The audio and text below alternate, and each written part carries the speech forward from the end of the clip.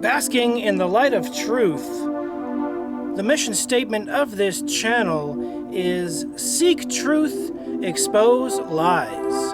That has always been the goal and focus of this channel, to seek the truth, focus on the truth, and to expose the lies. Bring the lies out into the light. And guess what happens when the lies are brought out into the light? They scurry and hide into the darkness because they are of the occult. Now, I researched the occult, both occultism and the literal definition of occult, that which is hidden. And that's what I am doing on this channel. Someone asked me why. Why do you do this? Why? I live the answer to that question every single day. Why? Because of the truth. The truth is a foreign concept to those who seek to suppress it. The truth is a foreign concept to those who seek to push out propaganda and lies. Let me tell you what the false, evil side of the universe says about truth. They say that the truth, it depends on the situation. It really depends on interpretation. The truth is open to interpretation, is something they say. This is a lie. The truth is a fixed, permanent thing in the universe. It's fixed and permanent. The truth is the truth, period. Forever. The lies, they scurry and hide.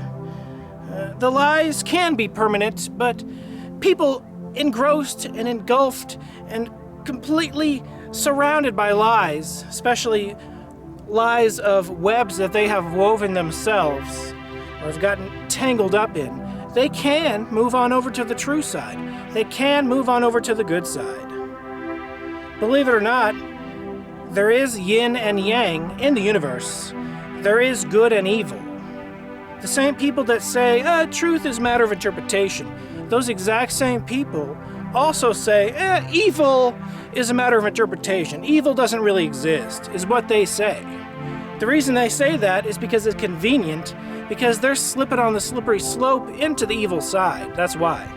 Now, the fact is, there's a permanently good side in the universe and a bad side. But then again, if you're on this earth as a human being, you have the ability to actually go on either side that you want. There is yin and yang.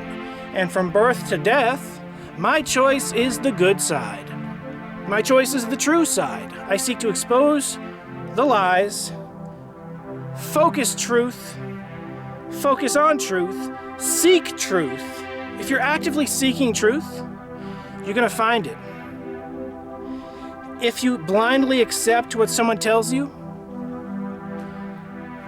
someone can be telling you something true, and if you blindly accept it, that could be beneficial, but it's not a good filtering process, because if you can be easily swayed by someone that tells you the truth without question, you can also be easily swayed by someone telling you lies if you don't question those lies. I've seen a lot of people on YouTube, they have good content, and then they get trapped in a hoax. They get trapped in a lie. They get trapped in some call it a psychological operation. Whatever it is, I think it's really YouTubers just making money off of their gullible followers. And it's hard to tell who is gullible of the situation, who's profiting off it just to make money.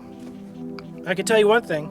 The reason you don't see headline after headline on my channel that pops up in the news that you see all the other similar channels doing is because I like to thoroughly research something before putting it out. At the same time, I like to do and make original content. You're going to see original content on this channel, more Hoax Hunter. I did bust a major hoax that's been going on since 1998. Wow, that's a long time. But I'm going to bust more hoaxes or just seek to expose the lies, even if other people have already busted them. If it's a subject that is coming back up, I might choose to bust that again, or just bring the truth to light. It really doesn't matter if someone has already busted something. For example, what I busted. Feel free to talk about it, share, make your own video discussing it, your opinions on it. Make your own channels if that's what you want to do. A lot of people have no respect for YouTubers. They think YouTubers are dumb. That's not the case. I'm going to be writing a couple books in the future. My first book is going to be called Corners of Rooms, and it has to do with legitimate, actual entities that live in a dimension above us. I know for a fact they do because I was a roommate with one of them for 6 months in 2011. I've thoroughly talked about that, but in the book, I will focus on the Corners of Rooms aspect. And then the sequel to that, or at least that's a prequel, the actual body of work will contain the poltergeist experience I had in 2011 and the preceding events in 2010 that happened 6 months approximately before it started. I believe it's the reason I'm on the earth, to share these truths, even things of the unseen world, to those that are skeptical, specifically atheists. But some atheists claim they believe in ghosts and paranormal. So if you're an atheist that believes in the paranormal and ghosts, that's great. At least you're farther along than some. And concerning dimensions, it's a scientific fact there are higher dimensions. CERN wouldn't have spent $17 billion on a machine if they weren't confident higher dimensions exist. The brightest minds on planet Earth wouldn't agree on higher dimensions if they didn't already know they exist. This is where I come in. I don't have math to prove they exist. I don't have a $17 billion machine to prove they exist.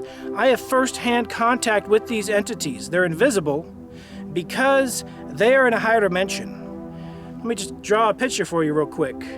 They're in a higher dimension. We are in a lower dimension. We can't see them. Any entity that is in a higher dimension than you has the ability to be 100% invisible. As a matter of fact, they're not in our dimension until they step down.